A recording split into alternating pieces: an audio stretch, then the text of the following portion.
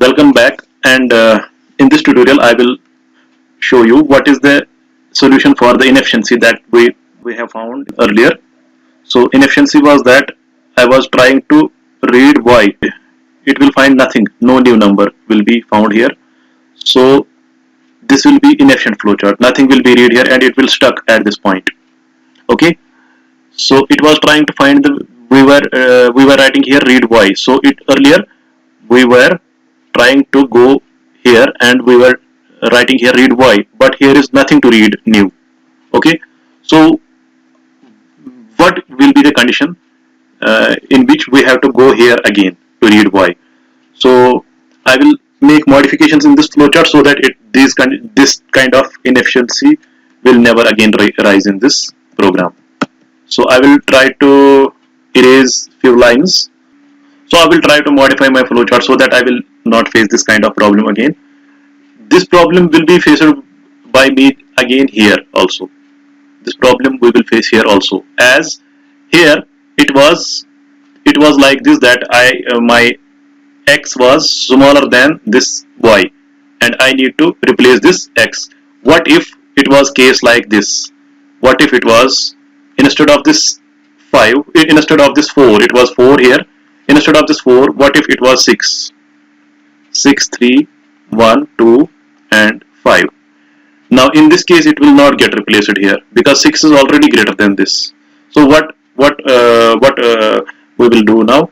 We will be here if n is greater than 5 and it will go to no part and it will not move towards this no because this time x is greater than this y. So it will, this condition will prove true and it will go to yes part, and still here I am going here and I am asking it to read another value.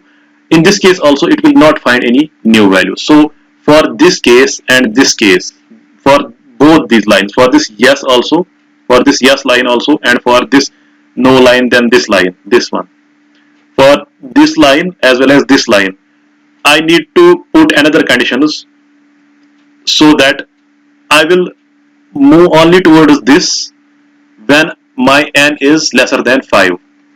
When my n is lesser than 5, because this time my n is 5 and I am facing this problem. My n was 5 and I I am facing this problem. If I will put a condition, you have to go to read this number only and only when n is not 5, it is less than 5. So I will put that condition here. So I will put that condition. So I will first erase all this. I will try to erase this one. Now see, I will erase this line and I will erase this line. I will insert few conditions here before going to this read y value. So what will be the condition? If x is equal to y.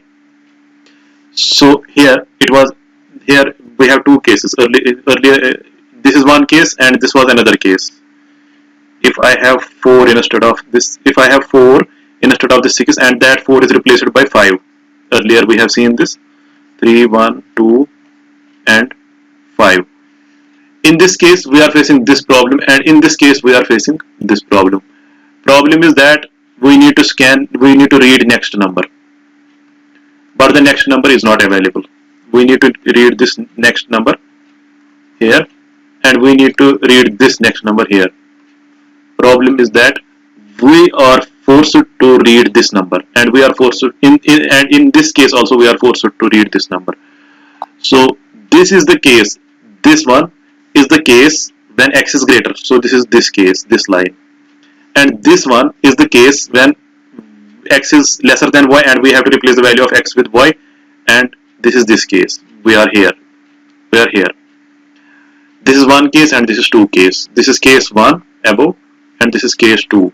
Okay, so this is case 2 and this is case 1. Okay, now we have to solve these both cases. Okay, what if in case 1, in case 2,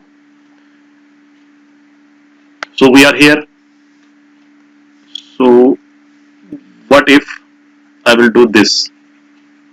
Here it is x is equal to y. After that I will do one thing. I will put a condition over here and the condition will be that If n is less than 5, then go to this. If it is yes, then go to read next number. Okay. If it is no, if it is no, then we will see what we have to do then. If it is no, then we have to print x. Okay, print x, and after that we have to stop, and after that we need to stop. Okay, print x and we need to stop. And in this case also, and in this case also, in this case also, okay, we will write it is yes part here. In this case also, we also have to see this condition. If n is less than 5, if it is yes, we have to read y. Okay, if it is no, we have to go to print x. Okay, if it is no, we have to go to print x. If it is less than 5, if n is less than 5, okay, less than 5, then it has to go here, otherwise it has not to go here. Here also I will do one thing. This here also I need to print x. So why not to write it? I have written it once. I have written it print x here. So why should not I extend this line to here? Why I need to write it twice, print x and stop? Here also I have written print x as stop. I will go to eraser tool. So I will erase this here.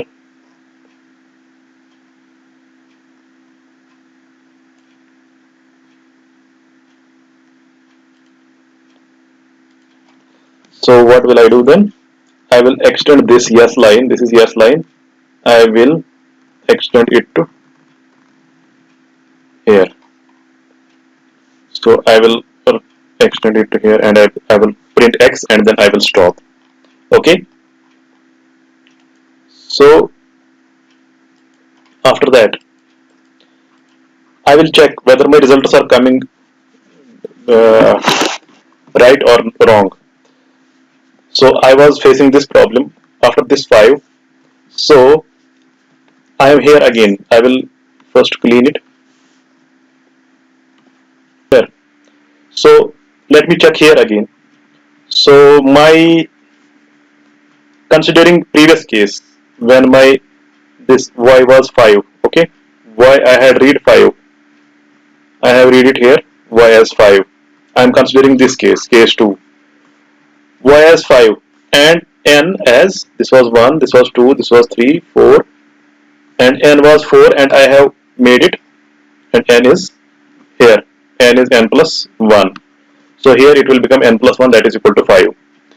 So after that, if n is greater than 5, yes, no, because n is equal to 5, so it will move towards no direction. If it is yes, then it will move towards print.